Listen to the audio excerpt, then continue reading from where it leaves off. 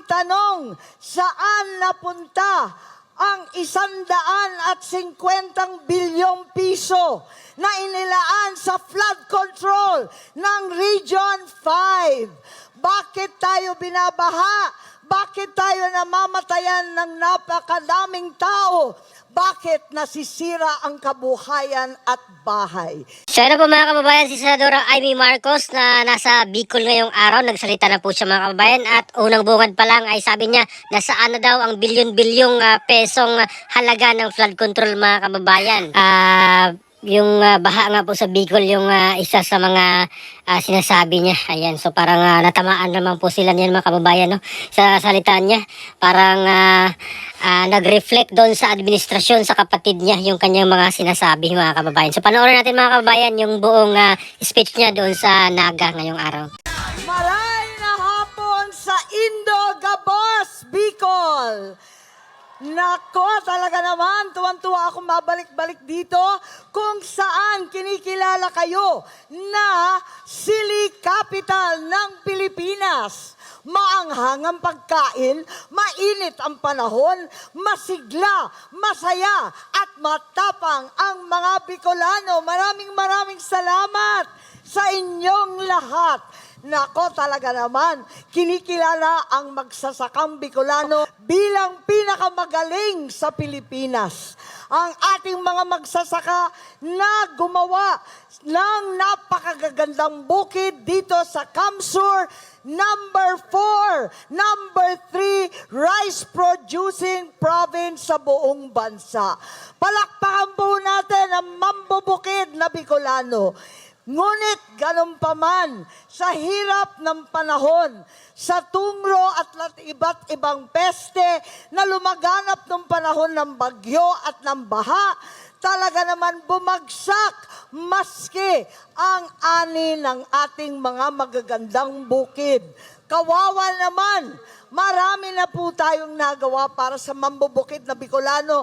Sangkatutak na titulo ang naibigay na natin sa Agrarian Reform Beneficiaries.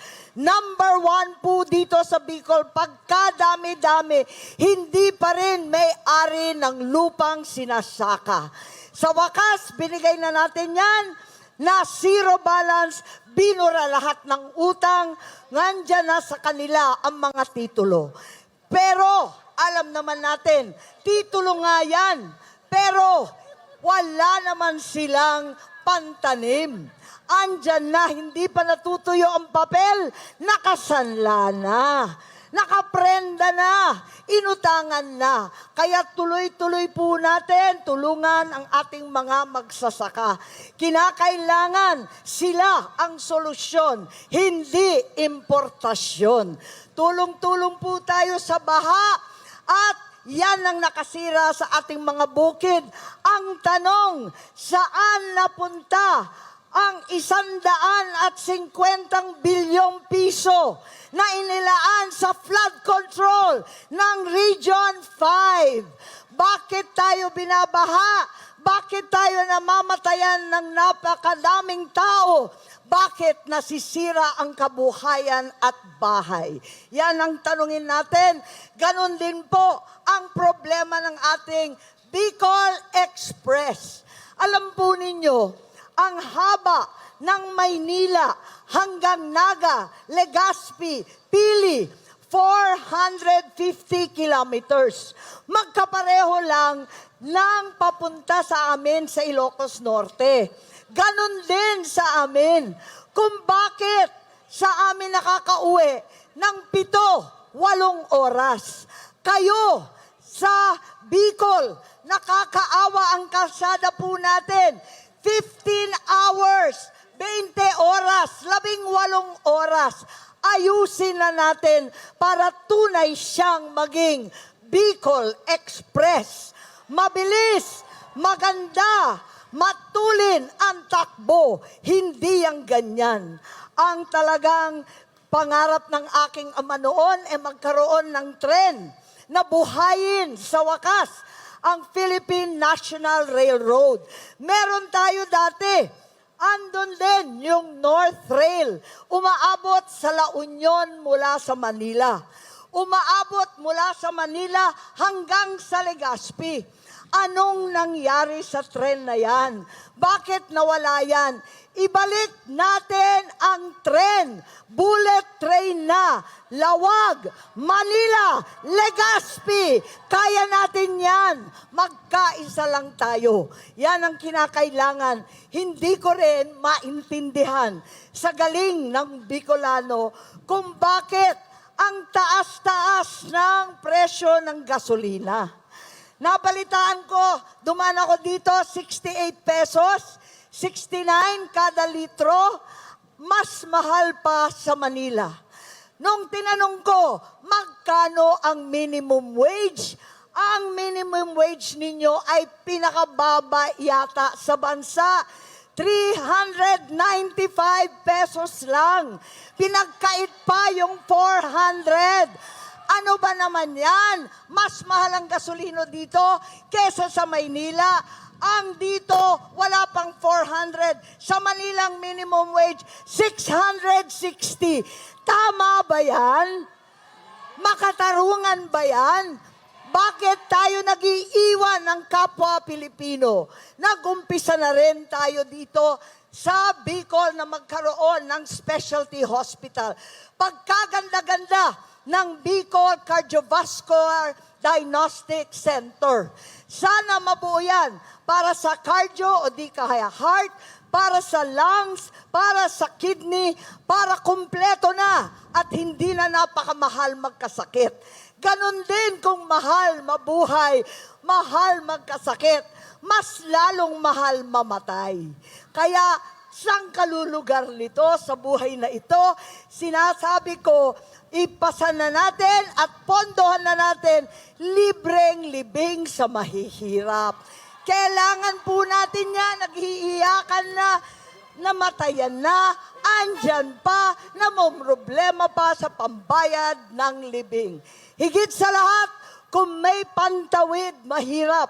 Pantawid pamilya, gawin na rin natin pantawid na sweldo. Nasimulan natin sa social pension.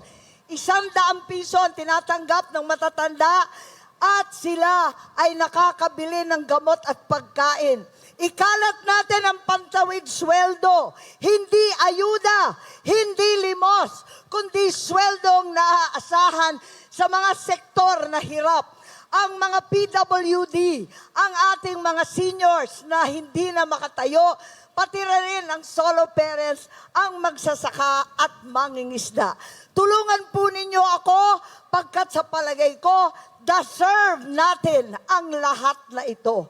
Deserve ng Pilipino, deserve ng Bicolano ang payak at simple niyang pangarap. Deserve ang the service sa Senado. So ayun po mga kababayan ang buong speech ni Senadora Amy Marcos doon sa Naga, Bicol, no, sa Camarines Sur. So ano po sa tingin niyo mga kababayan, no? Parang nag-reflect doon sa administrasyon ng kapatid niya yung kanyang mga sinasabi. Parang sapul na sapul yung BBM administration dahil sa mga kakulangan, yung PNR daw, anong nangyari. Ayan, yun yung pinag-compare niya papuntang Ilocos at papuntang sa South, no, sa may Bicol. Dapat daw mabilis, ilang oras lang or mga 8 hours lang ang biyahe, pero sa Bicol daw aabutin ka ng 15 hours. Ayun po yung ano niya. Pero ang nangyari ngayon sa PNR ay parang pinatigil nila, no. Wala na pong PNR na biyahe from Tutuban to Calamba. At di ko alam kung Calamba to Bicol kung meron, mga kababayan, no?